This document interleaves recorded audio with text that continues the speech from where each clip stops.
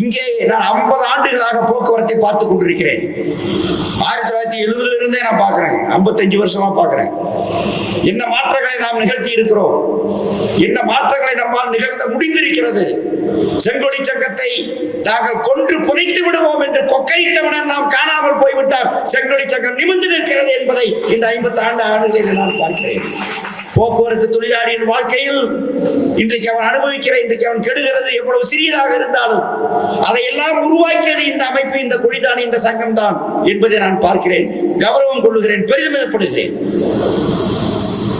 இது சாத்தியம். வந்திருக்கிற நீங்கள் எல்லோரும் எப்படி வேறு வேறு எண்ணங்களோடு, வேறு வேறு கருத்து நிலைகளோடு நீங்கள் இருந்தாலும் தொழிலாளியாக மாறிய பிறகு இதுதான் சரி என்று உணர்ந்து ஏற்று வந்தீர்களோ, அதை போலவே மீதம் இருக்கக்கூடியவர்களை நாம் கொண்டு வர முடியும், கொண்டு வர வேண்டும். இந்த ஒப்பந்த பேச்சுவார்த்தையில்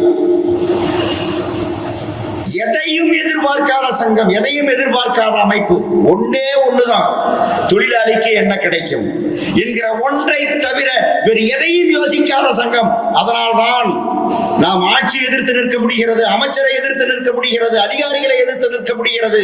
என்ன செய்தாலும் எங்களை எதுவும் செய்ய முடியாது என்று சாகாவரம் பெற்றவனை போல் நமது சங்கம் நிற்பதற்கு காரணம் அதுதான். அந்த அர்ப்பணிப்பும் அந்த தியாகமும் உங்களுக்கு வேண்டும். தொடர்ந்து நாம் அதை பின்பற்ற வேண்டும்.